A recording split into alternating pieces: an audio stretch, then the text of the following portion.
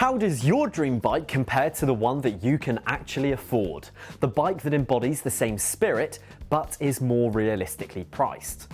The question is, if you go for the better value option, will you be disappointed? I'm going to put these two bikes head to head to tease out the nuances and explain what these two very different price points mean for the everyday rider.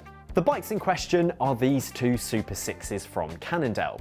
We have the SuperSix EVO 3, which comes in at £4,000 or $4,200. And we also have the range-topping Lab 71 model, which comes in at £12,500 or $16,000.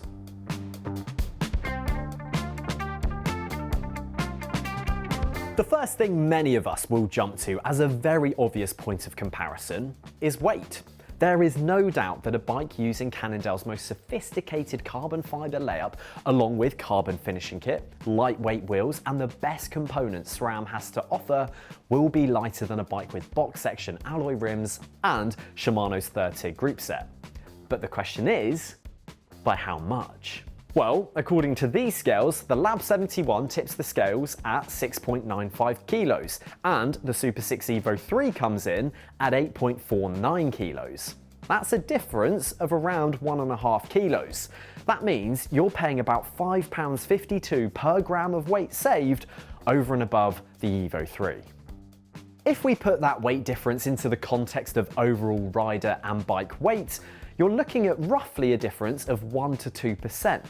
The reality is, if your main concern is weight, then opting for a heavier bike, which also saves you a fair chunk of cash, but in turn may require you to work slightly harder, resulting in more calories being burnt, then I'm confident that's going to net a far greater return.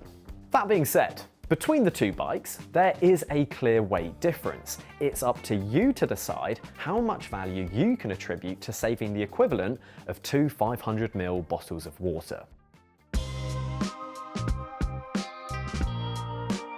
I'm sure you've heard myself and many others bang on about the fact that upgrading a bike's wheels should be the first thing you consider changing. And this advice is especially apparent when looking at these two bikes. The EVO 3 comes with some reliable, but not flashy alloy wheels from DT Swiss, and the Lab 71 comes with a £2.5 set of wheels from Reserve, featuring aerodynamically optimised lightweight carbon rims and spokes with ceramic bearings. The wheels on the Lab 71 are really very nice. They're a great example of wheels that manage to combine lightweight and impressive stability, especially in crosswinds. They're a sought-after choice for a cyclist who enjoys riding a variety of parcours, fast on the flat, fast on the climbs, and stable on the descents. And it's not just the weight and the profile of these wheels which impresses, but they also feature a semi-hooked rim for good tyre compatibility, along with a wide internal rim width, making them a great pairing with the very on-trend 28 and 30C road bike tyres that we often see today. These wheels really are a highlight of the Lab 71 build. However, the EVO 3's box section alloy rims really aren't anything to write home about. Sure, they are strong, reliable wheels from a brand with a great reputation, of course being DT Swiss, but they aren't the most inspiring things to ride on. However, this is where I will put it to you. While the wheels on the Lab 71 are a great choice, they're still not your choice. Would you instead prefer to purchase a better value bike, which is in need of a wheel upgrade, allowing you to find the pair which is right for you? Perhaps you want to go deeper or shallower. At least then you have a set of wheels which matches the riding you do, with the bonus being that you then have a spare set of alloy wheels at home for either winter riding or as a fallback for when your fancy ones are being serviced. In that same vein of thinking, if you were to buy the better value bike and then upgrade the wheels and tyres, due to the huge improvement in ride feel, performance and saved weight, you're going to take a quantum leap forwards towards the kind of performance one would experience on the Lab 71, but for a much smaller cost. You can buy the reserve wheels found on the Lab 71 for around $2.5 grand, which would mean you could buy the Evo 3 and the wheels and have thousands left over. But for a bike like the Evo 3, I think a set of wheels from Hunt would be a better matchup. I will put this to you now though. We actually swapped the wheels from the Lab 71 into the Evo 3 to see what the weight difference would be, and it almost knocked off a kilo.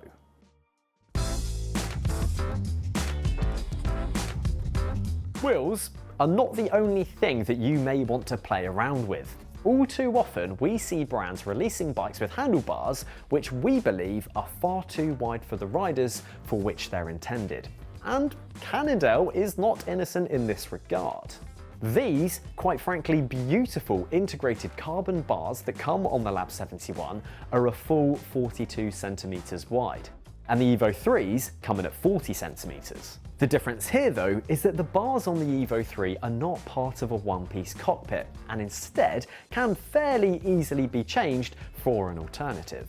You could either go for the same specification of bar, but in the correct width, or you could opt for an upgrade. It's your choice. The key here being is that they would not be nearly as expensive as replacing and fitting the right size of bar on the Lab 71, which Cannondale is currently listing for £450 or $650. We've tested the effect narrow handlebars have in the wind tunnel on what's saved. And even by sizing down from a 42 centimeter bar to a modest 38 centimeter bar, there are savings to be had in the realms of 17 to 35 watts. That's a huge amount and would go a long way to making you tangibly faster.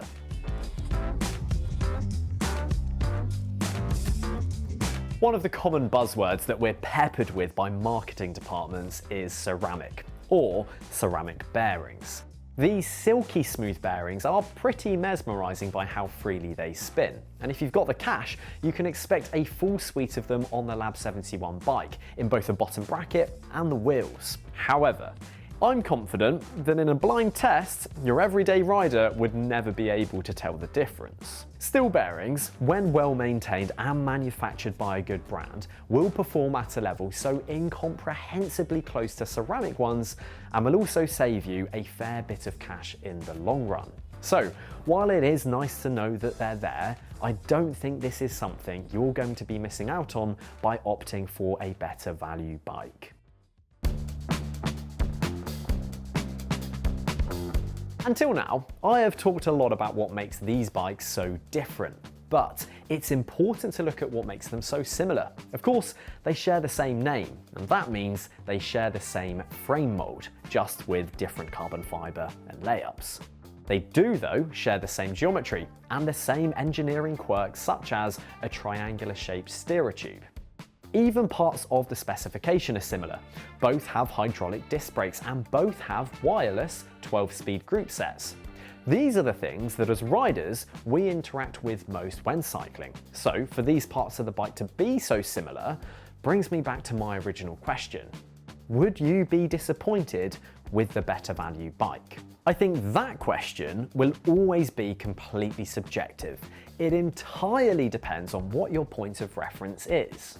If you've never had a carbon road bike with electronic gears and disc brakes, then no, you absolutely will not be disappointed with the Evo 3. Unless, of course, you're in love with the beauty of old bikes and nothing will ever change that. However, if you already own a Swish bike with all of these same features and more, then yes, it may feel like a downgrade. In which case, the need to buy a bike like this would become questionable unless you really wanted something to race on or take on holiday. If you want consumer advice, then I'm sure you can see where I'm going. Buy the better value bike, upgrade the wheels and tyres, and make sure you have the right width of handlebars. You'll be golden. But if you have the cash and you just want it, then buy the range topper. It won't disappoint you and you will have loads of fun on it.